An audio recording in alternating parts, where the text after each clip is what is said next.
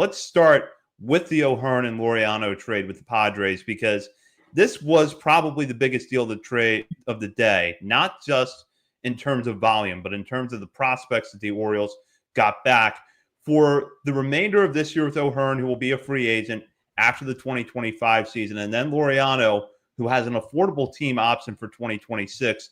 The Orioles get in exchange a group of prospects that includes 6 draftees from the Padres 2024 class.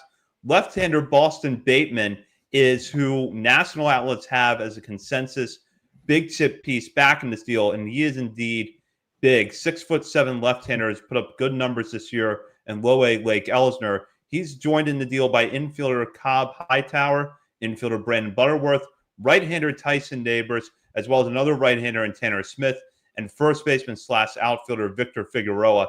And Nick, I want to start with you here, because you not only mentioned the Padres as a logical trade partner for the Orioles, but you specifically name-checked Tyson Neighbors on a show a few weeks ago. So I want to get your thoughts on this deal first. This is definitely a good one. This is definitely a big one. Yeah, I guess just let's start with Tyson Neighbors there, because that was on the listener submitted trade proposal idea show. Someone had Zach Eflin to the Padres for Net, who I think ended up going to the A's in the Mason Miller deal. And I said, why not? Let's get greedy, because it's AJ Preller. You're dealing with AJ Preller at the deadline. Tack on Tyson Neighbors as well. This is the guy I really want. Got him. Look, he's my personal favorite part of this trade. He's not the best part of this trade, but he was a maniac at Kansas State. I wanted him very badly in last year's draft. Better late than never, I guess.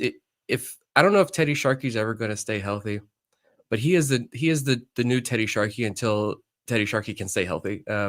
Pure relief prospect, crazy, likely not very far away from the majors at all. 22 years old. He's already split his time between high A and double A in his first pro season. He's got a 38% strikeout rate right now, upper 90s fastball, slider, curveball. This 18.4% swinging strike rate. Like, this is an explosive delivery, high arm slot, like nearly 22 inches of induced vertical break. Of course, it's not going to remain that high when you get to the major league ball, but like, that's a deadly weapon up at the top of the zone. Neighbors is not the crown jewel of this trade piece, but honestly, of everyone we're going to talk about tonight, I think this is probably the guy who gets to the major leagues first, potentially, or makes the biggest impact first, because he's a pretty high floor reliever here. But yeah, this was a good one. There's some other guys in this deal too that, of course, we'll highlight here that I think could be some real sleepers. But yeah, Neighbors is a big one. I don't know what you guys are talking about. This trade, I thought this was not another rebuild. I thought we weren't tearing things down. You're getting rid of Ramon Laureano, who is clearly a part of this team in 20. God, fans are unhinged, as my little blurb says under my name. Yeah, love this trade. Thought for sure Ramon Laureano was going to get dealt simply because his value was almost too high not to, especially having a career year. And I know that they changed his stance or his approach a little bit to cut down on the swing and miss, which helped his stats be what they are this year. But gotta think that this is just a career year at 31 years old. I think he's never going to be more valuable than he was today. So you pair him up with somebody. I was talking about pairing him up with the Eflin or a reliever, I think last week or earlier this week, but O'Hearn works just as well. You get 6 players back, and yeah, Boston Bateman. I mean, this kid looks really, really good. Definitely the diamond of all the guys that we got at the deadline, I would say, if you don't count the Slater DeBrun with the Brian Baker pick, or pick 37 with the Brian Baker trade. Yeah, love this deal. Tyson Neighbors, electric arm. I think we might not have got like a ton of guys that are going to be high up on our top 50 list, which is coming out in a few days, but got a lot of fascinating electric arms. I think we improved the arm talent on the farm. Like, we already talked about how good the pitchers are in general in this organization over the last couple of years and how they've built that up. But just talking about velocity and fastball, disgustingness. I think that that went up quite a bit in the last couple of days, and Tyson Neighbors is one of the reasons why. Just great trade overall. And just speaking of like the relievers that they traded for, who maybe like the Morton trade, which we'll get to, guys like that. I think this was a much needed reset when it comes to the bullpen. Now you're going to have guys. You're going to be able to have a bunch of optionable slots in the bullpen and bring guys up, give them a shot. I think that's one of the things that, I think the Orioles bullpen was good the last couple of years, but it was so unflexible, just a bunch of guys with no options. So to kick things off, this was a fantastic trade. Let's get into all the individual players. Yeah, I really like getting Neighbors back in this deal. And honestly, I don't see any reason why he shouldn't be at Norfolk for the rest of the season. He's pitched so well in Double A in San Diego's system. Maybe it's a situation like with Cade Povich and Chase McDermott a few years ago, where they come over. Those two guys came over. They were in High A in their previous systems, the Twins and the Astros, and then had a start or two at Aberdeen before being promoted to Double A. That's kind of what I see for Neighbors and a few other pitchers that we're going to talk about tonight. And Bateman, to me, there's not really a prospect in the Orioles system like this right now. 6'7" left-hander who can hit the mid-90s. A pitch mix that definitely needs to be rounded out, but when you consider that he's been putting up strong numbers this year in one of the most, if not the most notoriously hitter-friendly league in the minors, that's a real good sign of confidence, especially at just 19 years old. And I'm kind of intrigued, too, by Cobb Hightower. Reading up about him a little bit today, he definitely seems like a raw player. There's some question marks about where he's going to land defensively, but up-the-middle athlete's got an interesting power and speed combination, and picked up after a slow start at low A to begin this year. The Padres went slot value last year in the third round to get him out of a commitment to UNC. And so far, it looked like after an injury and initial rough start at low A that he was settling in and putting up strong numbers for them. Yeah, the Bateman second-round draft pick last year. Like you mentioned, he's just 19 years old. I love the Baseball America says his nickname is Sasquatch, apparently. So there's that. And Eric Longenhagen's write-up describes him physically as built like the drawbridge of a medieval Transylvanian castle. I don't know what that means, but sounds great. Physically, the guy is a monster. But no, it's a couple of above average to plus potential offerings here. The curveball is the bread and butter. It's like a 3,000 RPM pitch. But this guy, he was committed to LSU. The slot value where he was picked last year was $1.76 million. Padres gave him $2.5 million. So this is the type of arm. Orioles don't draft pitchers high. They still get these guys. Here you go. Here's another one. So you just have this draft. You just nailed the draft. And then you get a second-round pick last year who got $2.5 million. So added to this organization. You add him with Joseph Jurwa, who they just took out of Michigan State. A couple of fun big arms to dream on. In looking at Cobb Hightower a little bit more, Bateman's fun to dream on. He's the pitcher. He's the high-priced pitcher. I know we're all excited about pitching. But Cobb Hightower, I'm super stoked to watch this kid. He's just 20 years old. Like you said, third-round pick last year. The numbers aren't great. It's a league average bat right now in low A, but he has had the injuries this year. There's some bumps in the road there. Every report you read, it's a potential above-average hit tool here. Everyone loves the hit tool. A lot of the batters, there weren't very many hitters they acquired today, but the scouting reports sound very similar to a lot of the guys they just drafted. Good hit tools, good speed, good defense, and some power potential in there. But they're coming in with a baseline of good hit tools, good contact skills, good bat-to-ball skills. You dream on that. I don't know. You look at a couple of other guys who are like us, but cover Padres podcast or Padres prospects, and they really like Cobb Hightower and his potential. It's just, unfortunately, the injuries have kind of prevented him and showcasing the stuff so far this year. So yeah, just when you look at the stat lines of these guys, like they're not going to tell you the whole story. You see a lot of that on social media already. That people pull up MLB Pipeline's rankings, which are completely out of date and kind of meaningless right now. You're not the stat lines for a 20-year-old who's making his pro debut in low A. No, Kid's got an 8% swinging strike rate right now, 15% walk rate, 16% strikeout rate. He's running a contact rate north of 80%. The underlying stuff looks pretty good for Hightower. I think this is a shortstop prospect of real intrigue now that the Orioles were able to swing in this deal.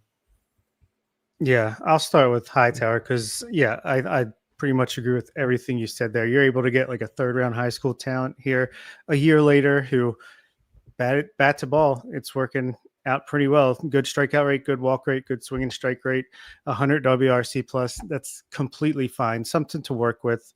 Hasn't shown much power yet, but we know the Orioles are fairly good at maximizing contact and damage when they can. Also 7 for 7 with stolen bases. So pretty good athlete there.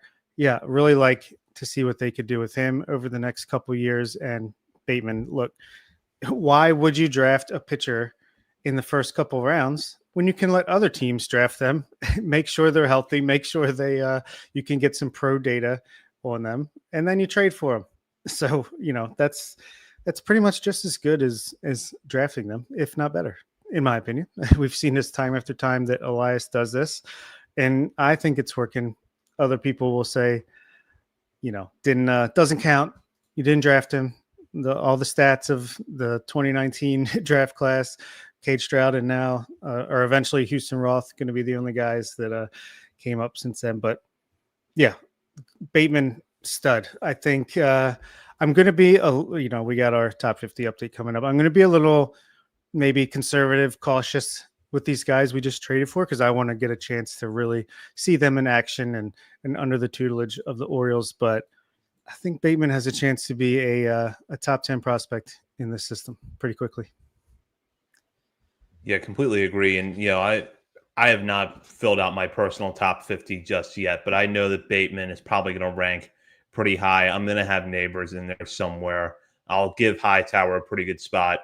And it really just, I think that you look at this trade as a whole, and you're not making these based on organizational needs, but it is good to see a couple of infielders coming back in Hightower and Butterworth, who will give you a little bit more depth in an area of the farm system we've identified has kind of lagged, especially at high A and double A this year. And then Figueroa, some interesting power there. Can play first base and outfield. Seems more like he's going to end up at first base long term, but someone to keep an eye on. Then Smith, another big pitcher listed at 6'8", who's had pretty good strikeout numbers this season in low A. So I think on the whole, this is a solid trade. I know you had to give up an all-star first baseman in O'Hearn to make it happen, but he's going to be a free agent at the end of the year. And with Laureano, I agree with you, Bob. His value was never going to be higher than it was now. Did the Orioles have to trade him? No, but I think that's why they were able to get back what they did. They had some leverage in this deal, and they put it to good use. Exactly. Yeah. As we go through these guys, there's no one who's going to be in our. How many of these guys we got today are going to be in our top 30? Maybe one or two. That's probably about it. Not a ton. We're not talking about future.